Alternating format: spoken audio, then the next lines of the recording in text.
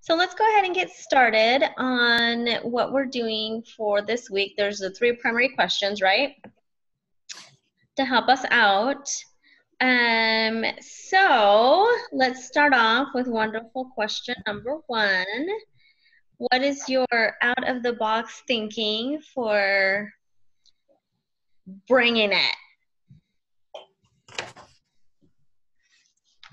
Anybody want to volunteer to go first?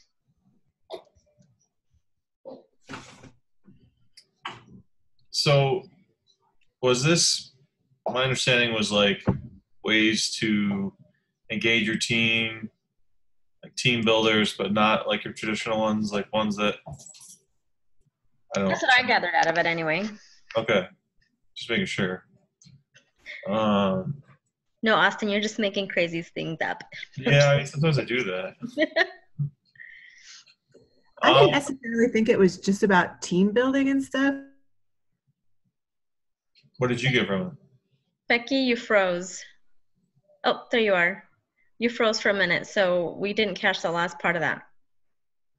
I thought it was just like making changes in any kind of policies or procedures, or including like team building and teams and stuff. I don't know. I thought it was just anything that challenged the process, like whether it was teams or yourself, like, you know, just like internally challenge your own process, challenge the process that was currently in action. So I think it could affect your team, or it could affect you. It could affect the way things are done on multiple levels, I would think. Austin, what was one of your things that you came up with? I mean, I definitely didn't think about it like Rebecca was just diving into, but as far as games or team builders, stuff like that, stuff that's been like fun, enticing, at least that I've gone through. We've gone to like an escape room. So we've done one of those where we all had to kind of work together. Everybody had to, figure out what their strong point was and go from there. Because if everyone's trying to lead in one of those escape rooms, it's going to be impossible to get out. Some other fun things, like when I go down to Denver for training, one of the trainers, she likes to play a game. I just lost the name of it now. She puts like questions up on the screen, and each person's signed in, and as soon as she turns the question over up on the screen, like you each like enter in on your iPad your answer, and whoever's the fastest wins points. And so since a lot of us are all competitive, especially in sales, it's kind of fun to just play some games. And most of the questions were all based on like the stuff that we were learning in the training. So it was kind of cool.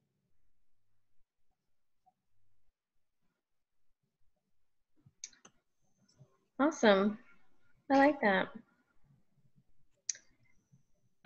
For me, like I'm a music person, so I like to incorporate music in just about everything that I do. So at the office, one of the things that I always allow my team to do is to play music. And what we do is each week they go in and they put in their suggestion for the music for the week. And then we draw it out of a hat, and that's the music we listen to for the week. So sometimes it's country, sometimes it's like, 1970s rock, sometimes it's classical music, sometimes it's like Mexican music, sometimes it's like polkas. You just never know what's going to come out of the hat, right? So that's what we listen to, and it helps them sometimes to just kind of sing along and be more productive, and it gives them an incentive. And I let them wear jeans every day, as long as their top still looks professional. Who else wants to go next? I mean, for what I've gone through before, like I've been taken to the escape room too, and I feel like that is a really really good team building exercise. It really shows everyone's like strengths and weaknesses for sure. And also, my manager also does the music thing in the office as well, but she switches it like every day, like to a different genre. So we don't really get to choose, but it's like a mix. And another thing is our manager has taken us to like a historical site where it took like a team to build the site, and she was just like kind of explaining like teamwork and what it takes to like get to like the end goal and just stuff like that.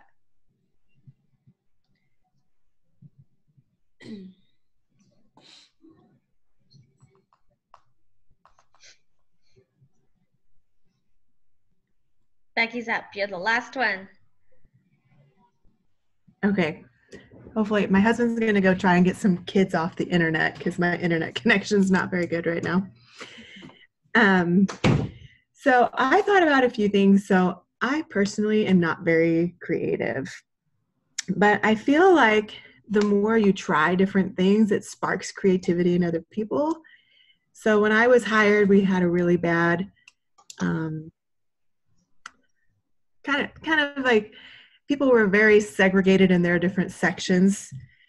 Like all the engineers would stick together and all the planners would stick together and all the building inspectors would stick together. No one really wanted to work and communicate. And so I created different activities and things for people to do. And some of them worked and some of them people just didn't care about. But the best thing that happened is someone that hardly participated in my team building activities, I think she kind of like hemmed and hawed about it for a while. And then she came up with her own. She came up with this idea at a monthly birthday party / so anyone that has a birthday that month or a work anniversary that month, we have one party for the month and we bring them all birthday cards. And she puts on a game and it's a different game every time. And there's different teams every time. And people have never had so much fun before. And she was like a negative Nancy, didn't want to go to any of my team building things. And so I just love it. I'm like, this is awesome. You know, if I could spark that interest in anyone else, you know, that is awesome to me. And she has different ideas than me. And so I'm like, this is fantastic. Another thing is my boss and I, we try and go to at least a couple trainings a year. They're typically just local ones that they have in like downtown Fresno. And it's just like a day-long thing. I went to a leadership one once and an administrative assistance one as well. And they have really great ideas. They usually talk about team building in both of those different classes. And they spark a lot of ideas. And I went to a leadership training with a bunch of other leaders, new leaders in our department. And we all came back and we had like a meeting to kind of debrief about what we all talked about. And they had talked about vision and missions. And so we came back and we were like, we need a vision and mission. Like, how do we not have one? And my boss says, well, we do have one. It's like 3 paragraphs long. And like, no one knows what it is. And the mission is contained within our budget narrative. And I was like, wait, what? You know, I was like, so just like going to that training sparked us to go in and do a new vision and mission, you know? And so, you know, we've not only did we come together and, you know, we talked about the vision and mission, we got everyone's input and we would revise it and go back out to everyone. And it was this really long process. But now we've created a values committee that tries to get nominations for people that are living the vision and the mission, you know? So like we're trying to really go after it. So I think like going to trainings and stuff like is really helpful to learn new things, to challenge the process. So I'm not creative. I don't think of these things on my own. So going to a training, I don't really particularly like to read. So I'm not a person that's going to go read a million books, that just doesn't interest me like at all. But there was one book, I don't know how far you guys are in this, and which class it was, The Case of the Missing Cutlery. Did you guys ever read that one? Mm-mm. Okay, I don't think I remember. did. It was a small book. It was only like 100 pages maybe, so I actually didn't mind reading it. And it was like the best book I would say out of like all of OGL, because I was like, thank you, a 100-page book. I like this. So what if are I you could going find to do more with yourself when you're all done? You're going to have to go out and find more 100-page books. No, I don't like to read. No. She's like, no. Sandy, no. No, I'm gonna have all this extra time and all this good stuff. So nice, very nice. Thank you. No, I had to read Killing with Kindness for one of the other class I'm in right now, Business 360, about Haiti and international aid and NGOs. It was kind of interesting. I didn't have to read that one. Yeah, it's definitely interesting for sure. It had you like on the side of NGOs, and then it had you like against them, back and forth like throughout the whole book. It's kind of interesting. But, that sounds emotionally draining. Yeah, it definitely was. You're like, no, I'm on this side. Next week, you're like, no, I'm on this side. There's a lot of back and forth for sure. One day you're like, I really like that guy. The next day you're like, that guy's a jerk. I hate him. All right, let's move on to question number 2. Somebody want to read that one? Because I forgot it. It says, consider women as leaders who have been featured in various parts of our course, especially in the Kouzes and Posner textbook and in the Challenge the Process treatment of Virginia Woolf's book, A Room of One's Own. Many more could be included, and perhaps they should be in all of our leadership courses at ASU. With these in mind, access links to YouTube videos, TED Talks, and other resources on the women listed below, either by using the resources module or by doing your own web searches. Access 2 or more of the resources on these women, preferably resources you have not viewed previously, whether in this course or outside. As you review these videos, please take notes and or make sketches on a sheet of paper. I am a big proponent not only of brainstorming out of brain writing and brain sketching. Note down some new or intriguing perspectives, things you have learned about this leader that perhaps you did not know or did not remember previously. And it was Lima, I don't even know how you say that last name. Say it, Austin. Giboui, I don't even know. Bless you. And then Malala Yousafzai and Elizabeth Nyamaro. I don't even know. Those are some intense last names.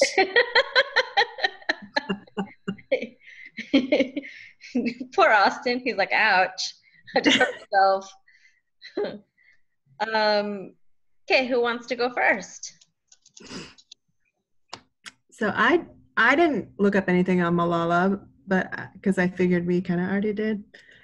But I looked up Lema and Elizabeth, and I thought Lema I watched a TED Talk on her that she gave, and so she was a Liberian peace activist, and she helped like end their civil war. And I was like, oh my gosh. Like, I thought that was really amazing, and they're having free elections again, and she's also a Nobel Peace Prize winner. But during her TED Talk, she talked about unlocking the intelligence, passion, and greatness of girls. And kind of like Malala, it was like, in Liberia and Africa in general, she kind of talked about the women there don't have the opportunity for education, or if somehow they do get educated, they have to trade like sexual favors, for getting an education.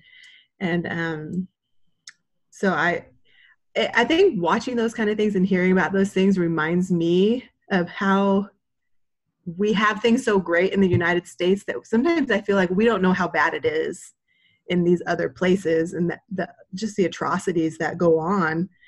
And like, how great is it that there are some women to kind of step up and make it known, or otherwise, I probably would never know, because I would never think to research stuff like that.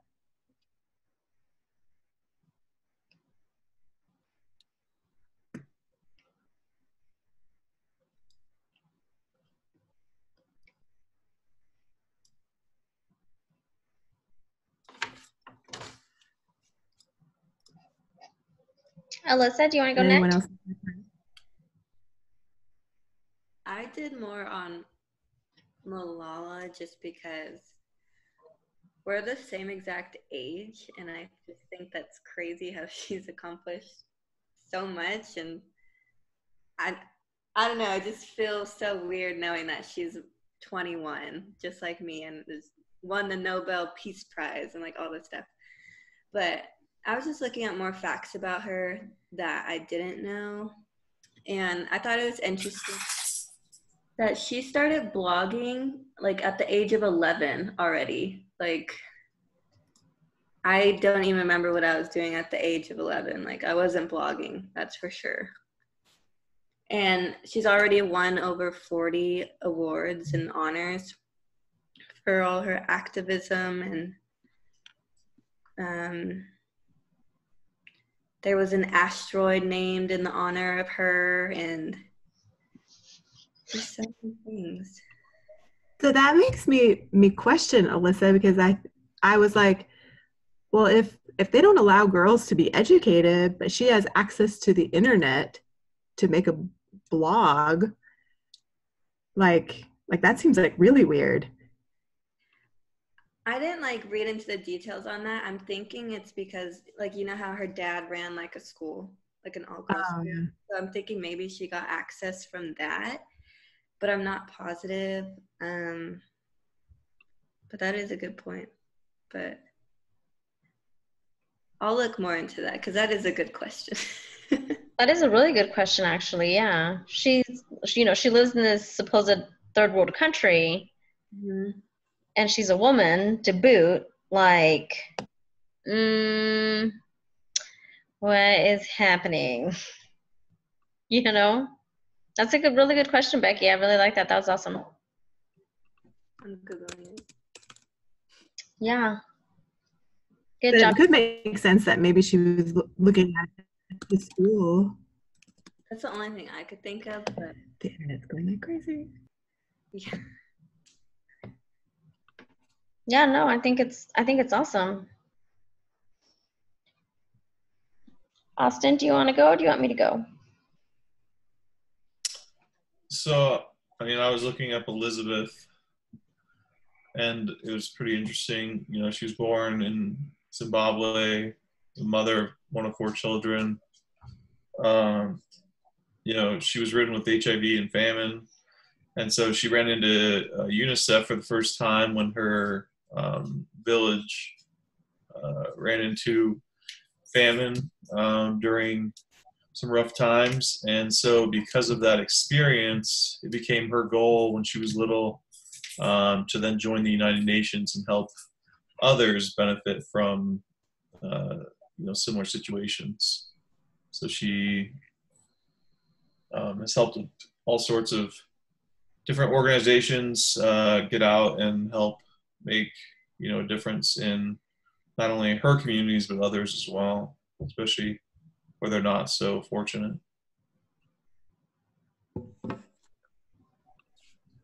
I think the one really interesting thing about Elizabeth is she's got the whole he for she movement going on, where she's trying to get men involved in fighting for the equality of women as well. And I was like, well, that's really awesome, because usually you think of the women trying to get other women on board, but she's trying to fight too to get the men on board. Mm-hmm.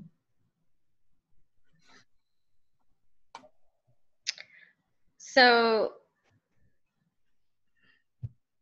that's going to be really hard because men are kind of part of the issue. And here she is trying to be like, so I know you've probably done this, but here's what I'd like to ask of you today.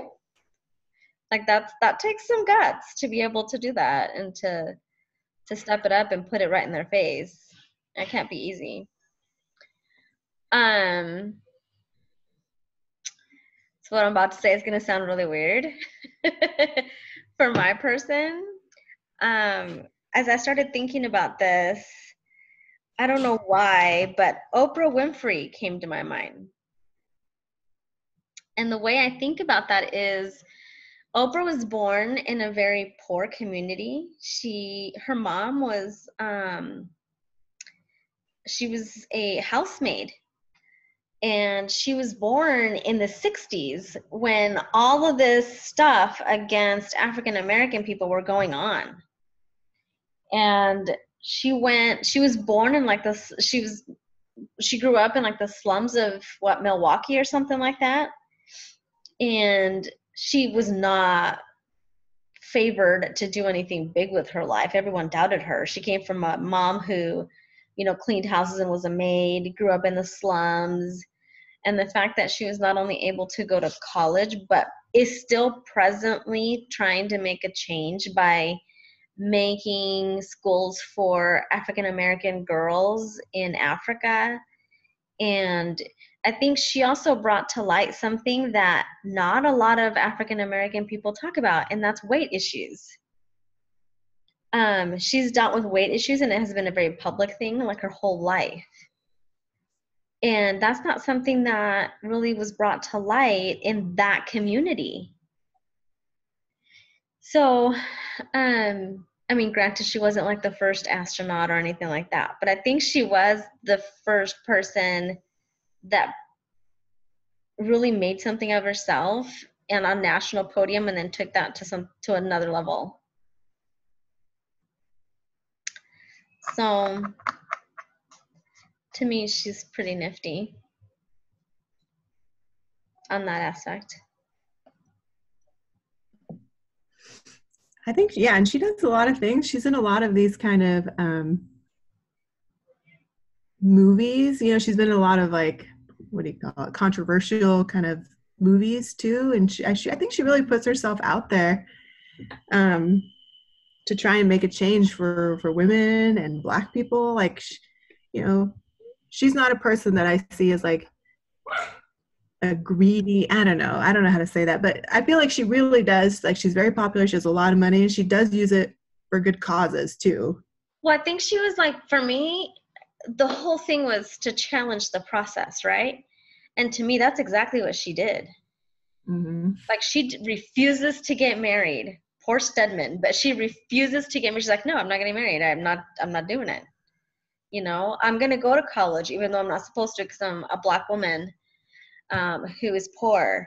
I am going to make my own show, and I'm going to be taken seriously as a journalist, which you didn't have very many people who were African Americans who were serious graduates from a college who were journalists. You just didn't have that back then. And people want her to do things to go into the norms, to get married and have children and, be okay with being a larger woman. And she's like, no. She did have one child who was unfortunately passed when we were very, very young. I'm not sure if it was when they were born, but it was within the same year. But she didn't have any children after that. I'm reading about that right now. It said she had a son when she was 14 years old who died as an infant. Right. So I know it was like, what, 1960 something, 1969 or something like that when he was born. And he died the same year. So that had to have been hard. 14. Oh my gosh. Well, and see, like, I'm Mexican Italian, right? And so both of my grandmothers were married when they were 15 and were having kids when they were like, before they were even 16. That's insane. Oh, Yes, I concur. I didn't have kids until I was 26, and I was still like, oh no, what happened? What? Wait, I'm not ready. I'm not ready. So, yeah, I mean, it just depends, I guess. But that was the norm back then. That's True. what you did. You got married, you had kids, and you built a picket fence in the front of your house. That's what you did.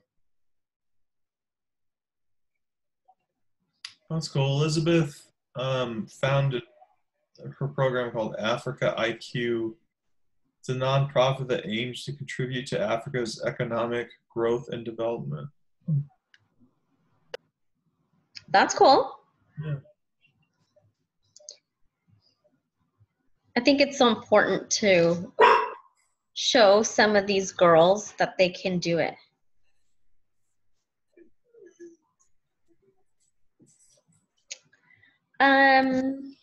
Okay. Do we want to go on to question number 3?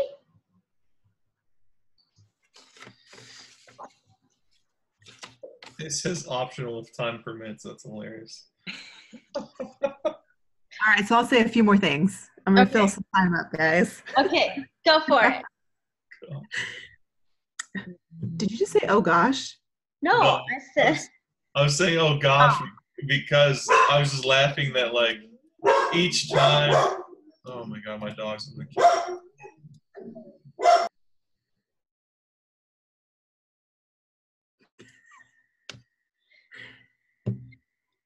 I'm used to people saying, oh gosh, to me. I wasn't offended.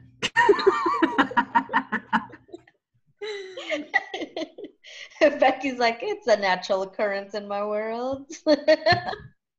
Yep, I can sometimes be out there. And that's okay. You're challenging the process. It's totally fine.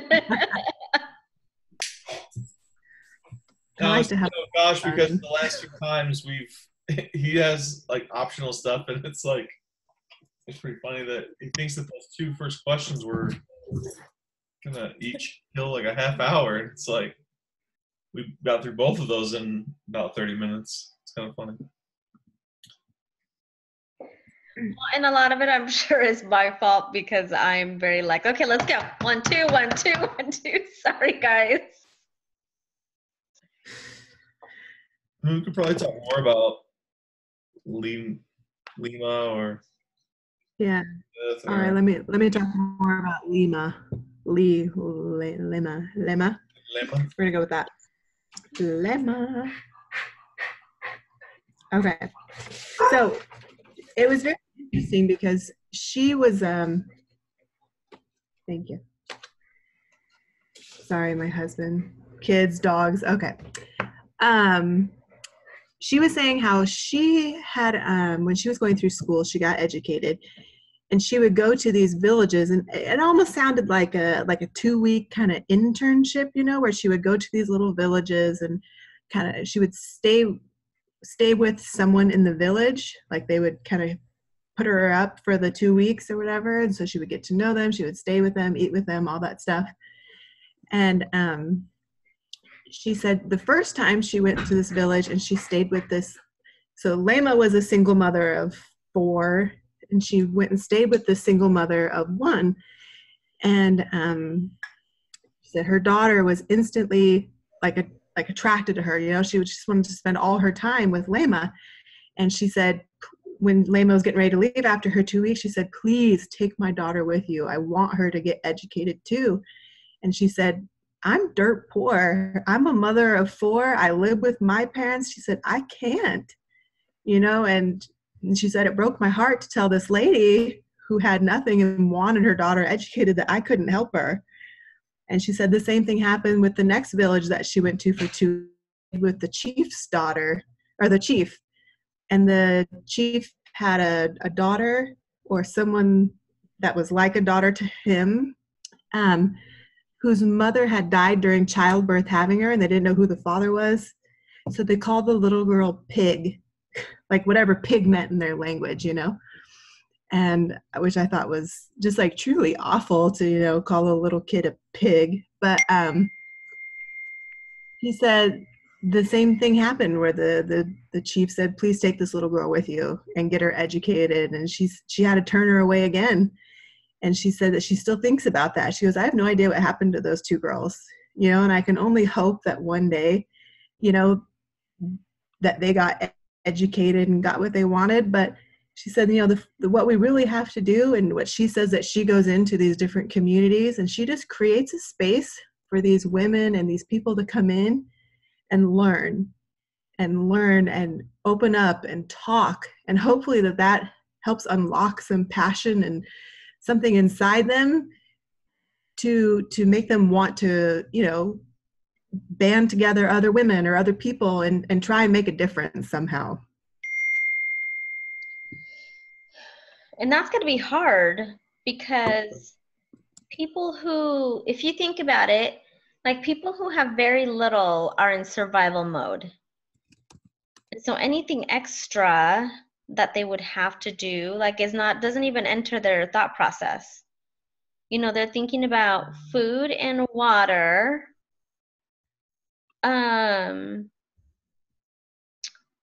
You know, like how to try to convince them to say, yes, this is also a priority, would be very hard when they're just trying to survive day to day. Exactly. Yeah, most of these people, I think, are kind of like Austin, where Elizabeth came from. Zimbabwe's in Africa, right? Yeah. And you know, they're just trying to literally not starve to death, you know. Yeah, I mean, how does education become a priority when you just are starving for food? Yeah, I mean, when you don't know when your next meal is going to be. I mean, we barely make it through the day, and you know, we just ate breakfast or lunch, and we're wondering when our next meal is going to be. These guys go for a long time, so pretty insane.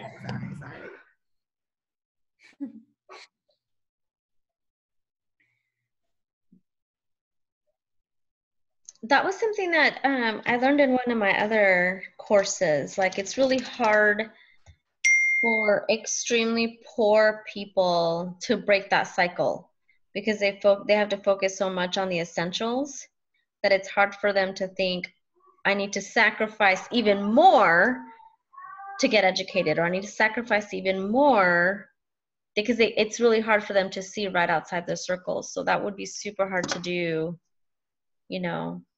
And that's probably why they asked her to take the children, because they just couldn't, there's no way for them to even think about going that way for them.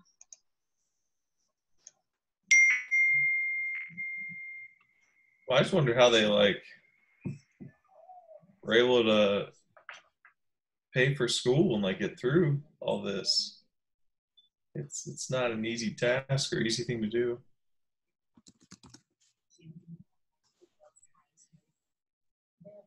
Very impressive, though.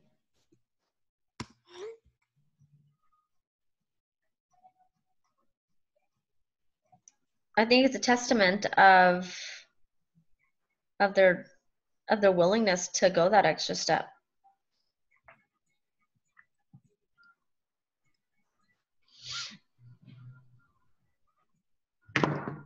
Sorry.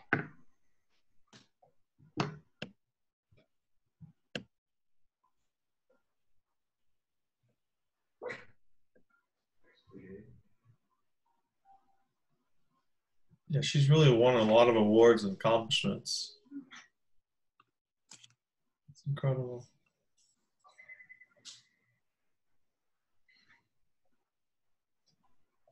Did Oprah ever win a Nobel Peace Prize? I don't think so, but it seems No. like she won something. Got something from Obama. What's it called? I was just reading about it. What's that medal called?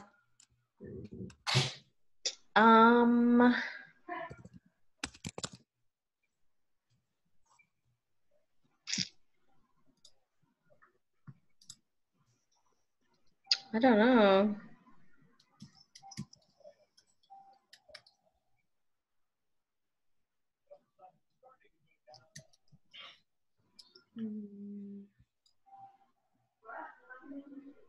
Presidential Medal of Freedom. Medal of Freedom, yeah. Yeah.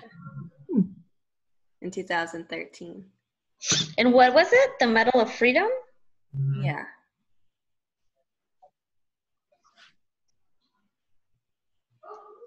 Okay. It's the highest civilian award of the United States.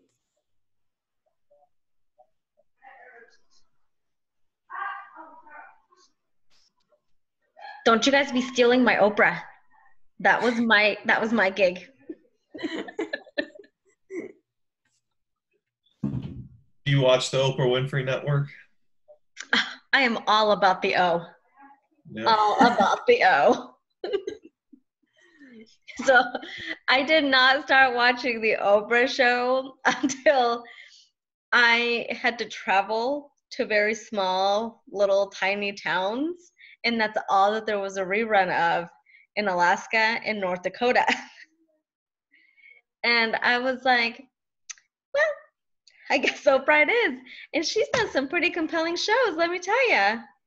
Did you guys also know that she was molested as a child or as a young person? She was also molested, which is why she's so about bringing to light what happens to girls in Africa and all the craziness that happens there to boys and girls because she was molested as a child. And there, it's like an accepted normal thing, which is horrible. Horrible, horrible. It scares me for my daughter, and I hope that she never has to go through any of that. First world problem. So in one of the OGL classes, I don't remember which one, we had to read an article. I think it was from the Harvard Business Journal or Times, or I don't remember what it was. But there was a woman who was from one of those African tribes in Africa, and her tribe believed in when a girl was going from a girl to a woman, they would do the clitoral mutilation, and she wanted to stop it. And I don't remember her name, but she worked and she went and got educated about it, and she went to school about it, and she went back to her tribe, and she had to slowly kind of work it in, to try and get them to change their ways. But after it probably took a few years or so, she got them to stop doing it, even though it was tribal tradition for how many generations, hundreds, thousands, whatever many years. She got them to see that that was a bad thing and to stop doing it. And you think, and this was just recently, in the last 20 years, and you think, holy cow, people are still doing this, and they are, and you're just like, it just opens your eyes that there are some really horrible things that go on out there. And to make a big change of something that's a cultural thing, that's really hard to do. I think I just watched something very similar in that class that I'm taking right now, Business 360. There was a TED Talk. Some lady from one of those countries got up and expressed how she was really angry at her mother because they did that surgery to her when she was little. And she said she remembered it very graphically, her mom and her grandma or someone holding her down and then doing that to her, and how it ended up causing her all sorts of health issues when she got older. They told her she was never going to be able to feel an orgasm or even have children. And then surprisingly, she had a child and it was healthy and she's okay. But yeah, she went back and she's made it her mission to go and stop basically people from doing these things. They think they're doing it to help preserve the women and stuff, and it's completely destroying them. It's terrible. A lot of them get diseases and stuff because they don't know what they're doing over there. They're not using clean you know, tools or anything. Like she said, she remembers her mom holding like a rusty, like surgical knife, and it's like that is so disgusting. Yeah, and they believe that it will Oh, I can't even it imagine. will protect and sanctify the woman because they believe that half of that stuff is evil. Right. So, they believe that sodomizing her is one of the best things. And they do it to men as well. Yeah. Yeah. They do these horrific acts on these men as well. I mean, there's tribes that will literally sew the entire reproductive organ completely shut. And it's amazing on their mentality and their thought process behind it. There's tribes that literally will cut a male in like hundreds of little cuts just to make this like scaly looking raised tattoo on his skin to symbolize that he's gone from a boy to a man. And literally it looks like a crocodile skin all the way up, and it's literally hundreds and hundreds of marks along their skin. And the person that actually gets away from that and gets them to break that, once again, it goes back to that two things. They, one, challenge the process, and two, other people can thank them for what they've become and stopping that motion. So I think that's amazing. People who have the strength to stand up and say, no, we're not doing that anymore. We're done.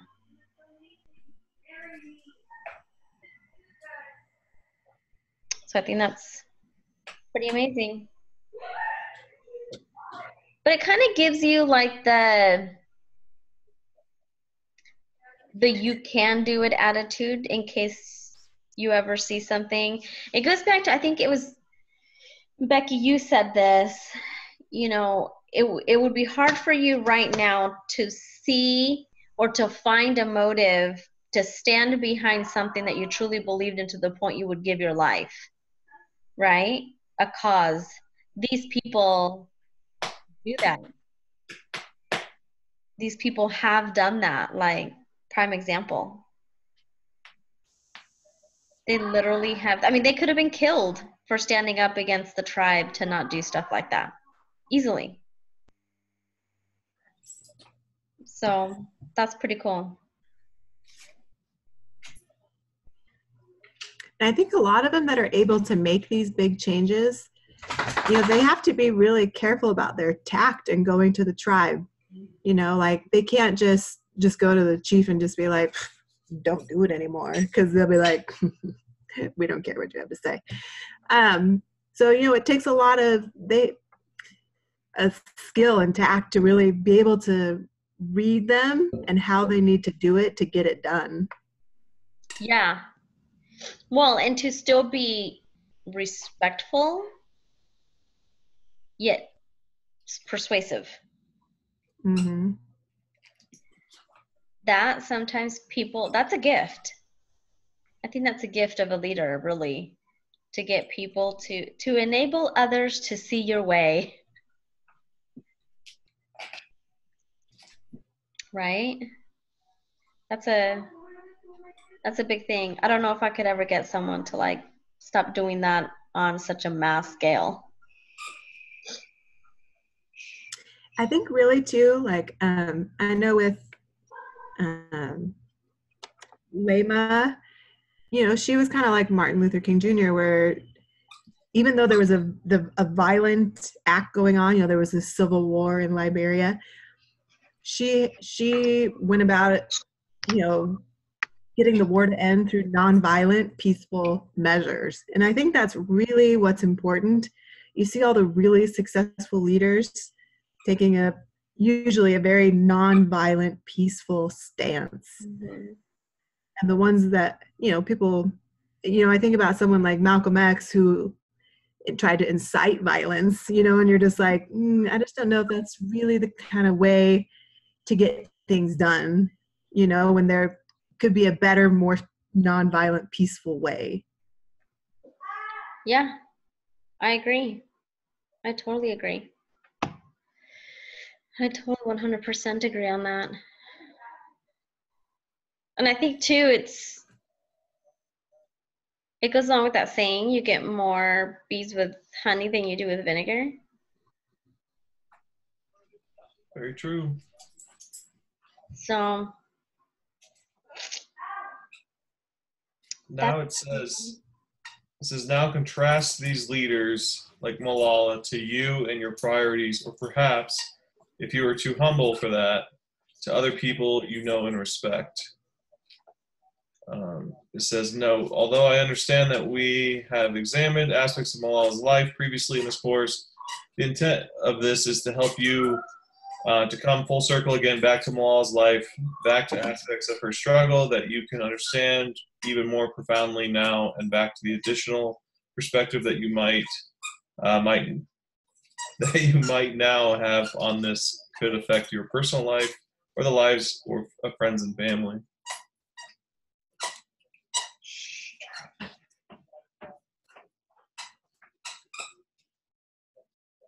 Crazy puppy, sorry.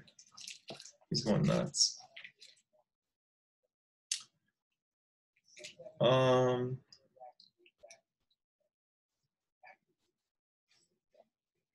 don't know if I could really compare myself to Malala. That's pretty intense. Right, that was my whole thing. I'm like, man, I am nowhere near that kind of leader. Yeah.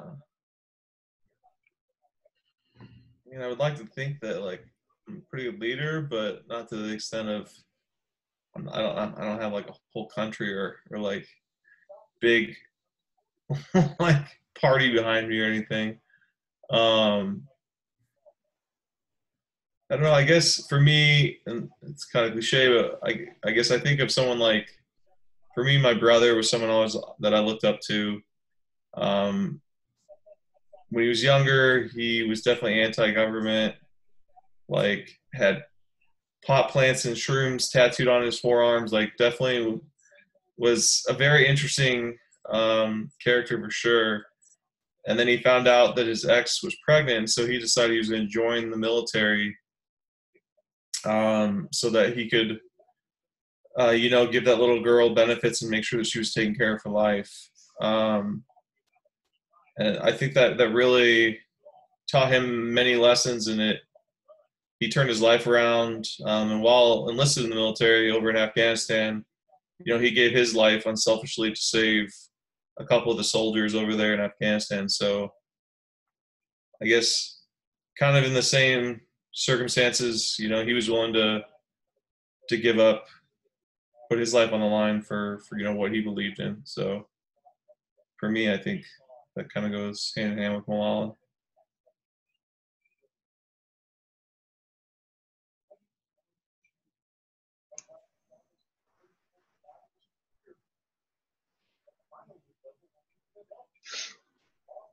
I don't know how I don't know that I can really fully engage in this question, because I don't, like Austin, like I don't know that I could ever measure up to someone like Malala. I admire people that are like Malala, but I don't know that I could ever say that, oh, yep, that's me. I mean, like, she's done a lot of firsts in her family, I guess, but by the same token, like, her dad also has a school for women, or for girls. That's not something that normal people do, you know what I mean? So like, she comes from really good exemplary leaders too. So that makes a huge difference, I think.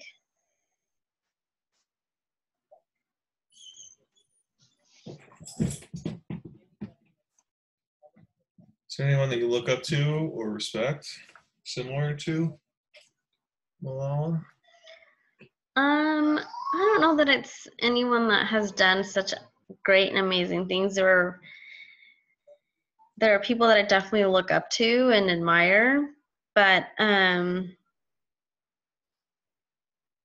I guess I do things in a smaller scale than that. But yeah, I think my first one would be like teachers in general. Like in Arizona, they don't get paid very much, but they do so much for our children. They sacrifice a lot of their own personal time, money, efforts for the sake of children who are our most vulnerable little civilians going around here. So to me, that's who I admire, teachers. I could never do it. I'd have to kill everyone by the end of the day. I'd be like, sorry, I know you brought your child here, but I had to choke him. So yeah.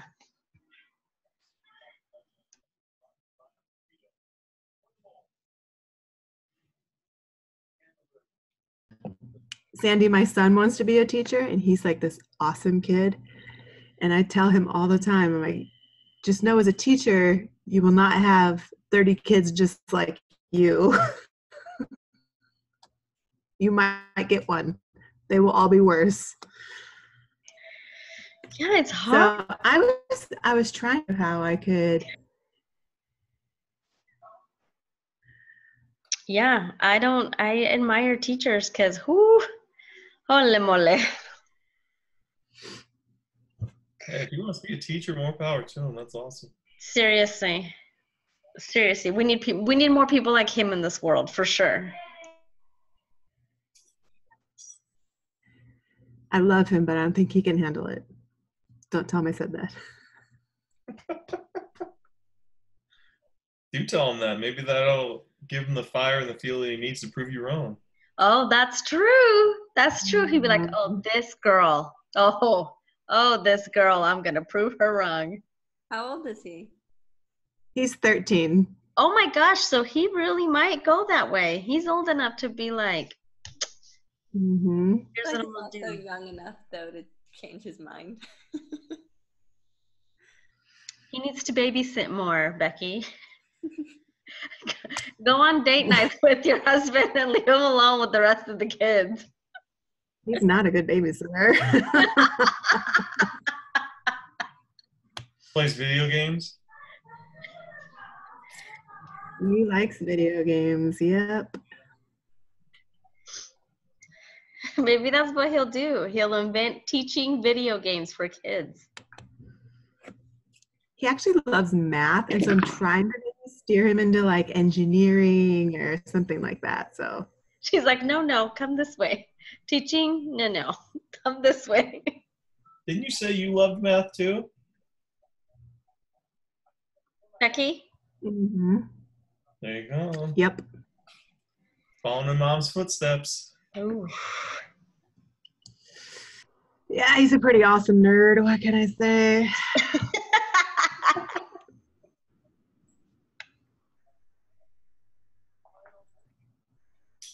What about you, Alyssa? Anyone that stands out to you or that you look up to? Or No one specific, but if we're comparing it to Malala, I guess anybody who isn't afraid to speak up for what they believe in, or anyone who never gives up and always faces their fears. I mean, I'm sure there's a lot of people, so I can't think of anyone specific. But basically anyone who isn't afraid to like voice their opinion.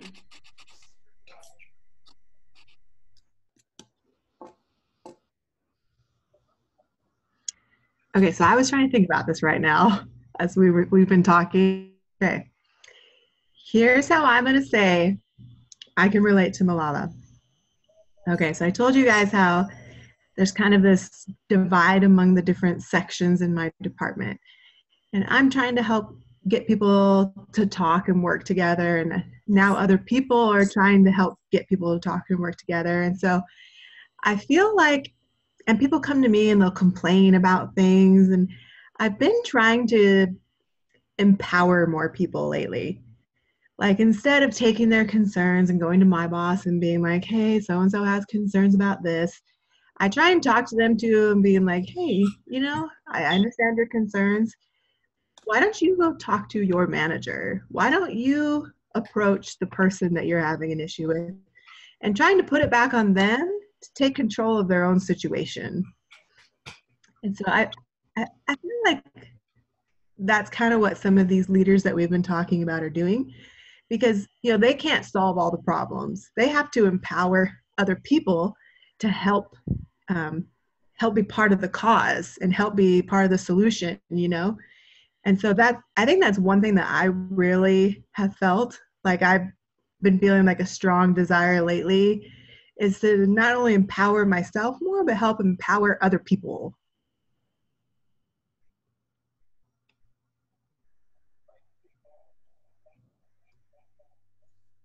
I can see that. My VP of revenue said something to me the other day that kind of hit me. He said, the difference between a manager and a CEO is that a manager looks at the problems and the CEO looks at the solutions. If you want to set yourself to be a higher level of leadership, then you need to not focus on the problems, but focus on the solution and have at least 3 that you can examine or try per problem. I was like, okay, that's a lot of solutions that I have to come up with here. But I mean, that's a good way to look at it, you know? And it goes along with what you said, Becky. Well, empower yourself or others to fix it, not just complain about it. So yeah. Yep.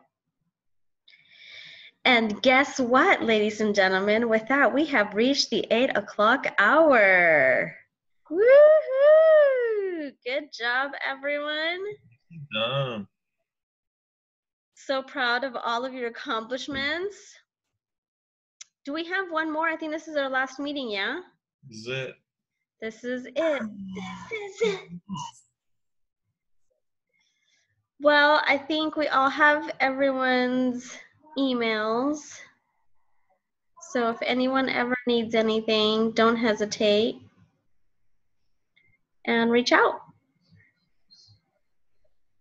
If I can help in any way, let me know. That's good. Yeah. Awesome. Good luck to you all in the future degree program. Yeah, congrats on you being done. Definitely a big accomplishment. Congratulations.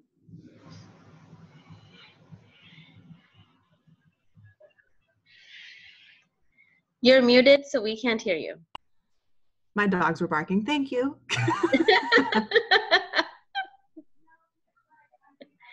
Alyssa, good luck on figuring stuff out.